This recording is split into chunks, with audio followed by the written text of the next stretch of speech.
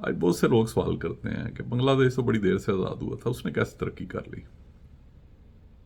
वजह is very simple. उनके पास नवाज शरीफ जैसे लोग नहीं हैं, उनके पास जरदारी जैसे लोग नहीं हैं, फजलुर रहमान जैसे मुनाफिक नहीं हैं।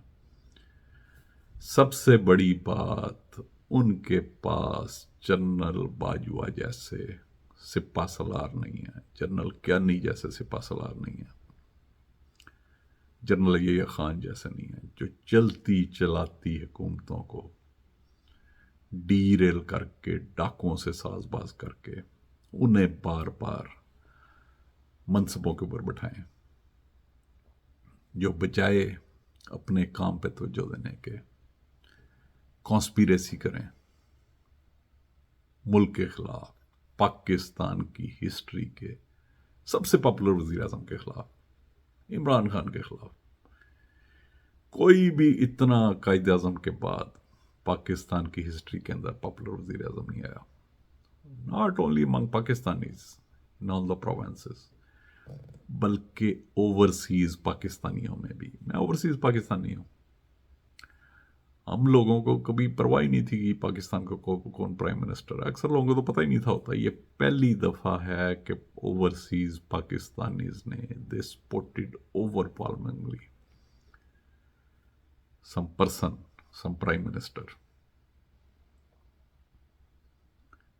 उसके अलावा पाकिस्तानियों ने भी, पाकिस्तान इतनी तादाद में कभी भी सड़कों में नहीं थे निकले थे तो भुट्टो के खिलाफ निकले थे। ये भी मैं कन्फ्यूजन दूर कर दूं। कुछ लोग ये कहते हैं कि Bhutto he was very popular leader, हालांकि उसकी जो गवर्नमेंट गई थी दैट वाज ड्यू टू अनपॉपुलैरिटी। जिस तरह उसने फैशिज्म किया पाकिस्तानी अवाम के साथ, उसी तरह जिस तरह जनरल बाजवा कर रहा है, जो कुछ ये इमरान रियाज खान के खिलाफ कर रहा है। दलाई कैंप उसने बनाए, एफएसएफ से अपने मुखालफिन के खिलाफ उसने छापे मरवाए, ज्यादती की पाकिस्तानी अवाम के साथ। ये पहली दफा कोई मिलिट्री चीफ इस तरह, ये वही is repeating what happened in east Pakistan, जो जनरल यहिया खान ने भुट्टो के साथ मिलके बंगालियों के साथ किया, अब यही शरीफ फैमिली के साथ मिलके, जरदारीज के साथ मिलके, फजल रहमान के साथ मिलके ये पाकिस्तानियों के साथ कर रहा है। लॉ अबाइडिंग पाकिस्तानियों के साथ। इमरान रियाज खान जो पाकिस्तान का सबसे पॉपुलर एंकर है, इसने पहले उसे अलीम खान के चैनल से निकलवाया, यूट्यूब के ऊपर भी सबसे ज्यादा सुनने वाला पाकिस्तान को, उसके पहले घंटे के अंदर ही उसके लाखों व्यूज हो जाते थे। अब तो लोग खुल के एक शख्स का नाम ले रहे हैं, जो कुछ इसने याज आमिर के साथ किया इंतहाई अफसोसनाक।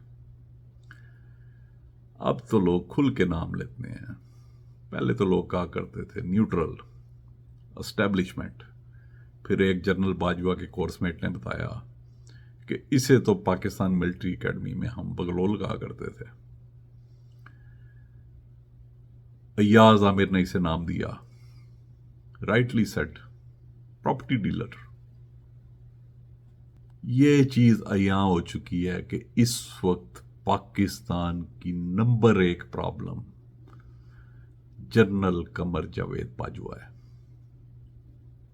These rules need to be revised, जो मिलिट्री चीफ के हैं। इस तरह के अगर कोई इस तरह का शख्स बैठ जाके मनसब के ऊपर, कोई इशफाक परवेज कियानी जैसा शख्स आके बैठ जाए, वो बहुत लोगों को नहीं पता। एनआरओ 1 के पीछे असल में इशफाक परवेज कियानी था, एनआरओ 2 के पीछे ये था जनरल बाजवा। उस वक्त भी सूरत हाल ऐसी नहीं थी उस वक्त, यानी कि इसने जो जुल्म किया पाकिस्तान के साथ जनरल बाजवा के साथ, और मैं कहूँगा पूरी की पूरी फौज को आप मुर्दा इल्ज़ाम ना ठहराएं, 90% से ज़्यादा फौजी अफसरान, रिटायर्ड फौजी अफसरान इस हरकत को पसंद नहीं उन्होंने किया। आपने देख लिया होगा, हजारों लोगों की इसने पेंशनें बंद की, हजारों अफसरों की। अफसर खुल के बोले, उन्हें मुर्द इल्जाम ना ठहराएं। ये मिलिट्री के रूल्स हैं जिसकी वजह से सारा कुछ हुआ है। एक मिलिट्री चीफ पाकिस्तान के अंदर किसी भी जनरल को same day he can send home, इस वजह से इसके खिलाफ जनरल ही बोल रहे हैं। जितने भी जनरल सारे कॉन्ट्रैक्ट पे होते हैं, एक एक साल का कॉन्ट्रैक्ट, और वो किसी भी वो मिलिट्री चीफ कैंसिल कर सकता है, इनके पक्स कैंसिल कर सकता है, इनकी पेंशनें कैंसिल कर सकता है। जिस तरह ये कर रहा है, जो सेन वॉइसेस हैं जो पाकिस्तान के हक में बोलती हैं, जो इसकी हरकतों को कंडेम करती हैं, और खुदारा इसे ना जनरल अयूब खान जैसे अजीम प्रेसिडेंट सिपा सलार से कंपेयर करें, ना जनरल मुशर्रफ जैसे से करें।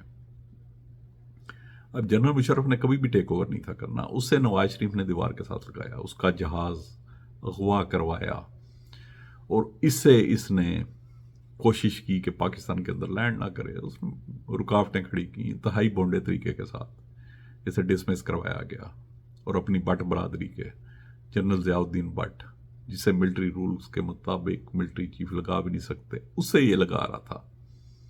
उसे इसने पहले DGISI बना के, जब मिलिट्री चीफ था मुशर्रफ, उसके खिलाफ प्लांट किया।